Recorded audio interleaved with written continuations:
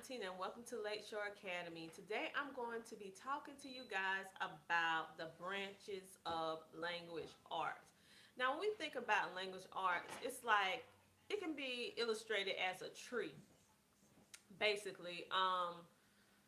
You have your foundation, you have your trunk, the foundation, then you have the leaves and the branches that branch off. Like that's what language arts is. It's like centered around a lot of different things.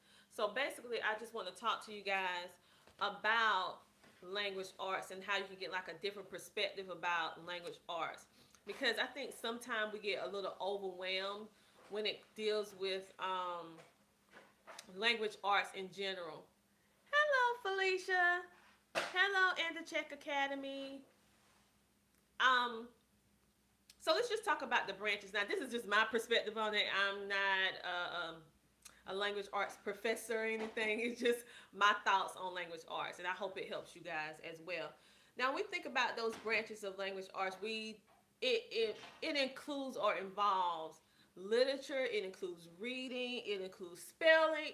Includes comprehension of the things that we're studying with our reading. It includes grammar. It includes our conversational skills. It includes social skills, how we relate to other people. And it deals with our writing, how we are able to express ourselves in writing. And it also deals with, it gives us those life skills, like in order to be able to converse in society. And it helps with development. So when you think about that, it's so many different ways that we can do that that's outside of just using a textbook. Sometimes children get overwhelmed, especially children with dyslexia. Hey, Barbara, when they're they don't feel as confident in the subject, and then we hand them a big thick book, it tends to make it more stressful. So I'm going to tell you some ways in which I do language arts because I have a son with dyslexia. So I'm going to tell you various ways I do language arts without a book. And although I do use a book, but I don't use it all the time. For the most part, I like do my research and stuff ahead of time, and then I don't bring the book in till later. Not unless I absolutely need to in order to de-stress the situation. So I use let me see. I use a lot of manipulatives. I use letters. I use flashcards. I use Play-Doh for them to work out their words. I use making up silly poems or silly, um, how can I say it? I use poetry. I use music, songs that they like. I break it down with punctuations and the who's talking. I use exciting stories. I use audiobooks. I use all of that to. Oh, and another thing that I absolutely love and use is how can I say it? Collages. I don't know if you guys are familiar with it. I know back in the day, I'm kind of dating myself when I say this. We used to do collages a lot when I was in school.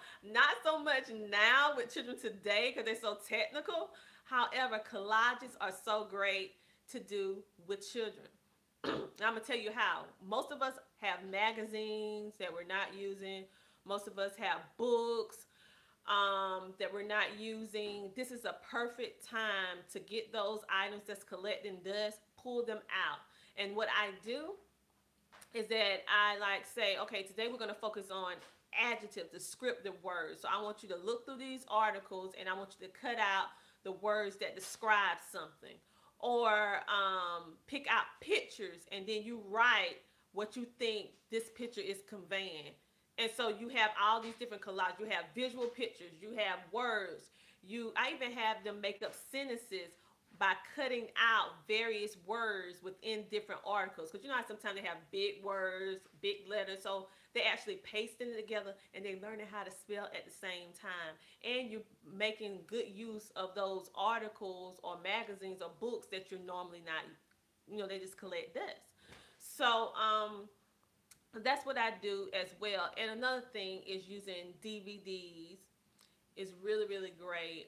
Looking for different entertaining shows that your children will like.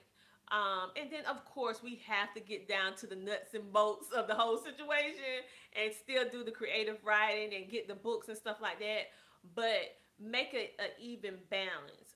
And I have seen, since I have been doing that, along with doing a lot of the Thinking Tree language arts journals with the stories and making it more interactive. In my family, I have noticed a great deal of de-stressing a lot of the anguish of language arts. So I just want to give you some little tidbits on what I do for language arts and how it's just more than just using a book and how it's so many different branches. Maybe one day you're not focusing on spelling or reading comprehension, but you're focusing on um, conversational skills, classical conversations. Work on that. If you're working on any of those branches, you're still doing your language arts. That's what I want you guys to know. You're still doing your language arts. You're still getting it done. You're just doing it in a different way. You don't have to focus on the whole thing of language arts to get you and your child overwhelmed. Just focus on one thing at a time.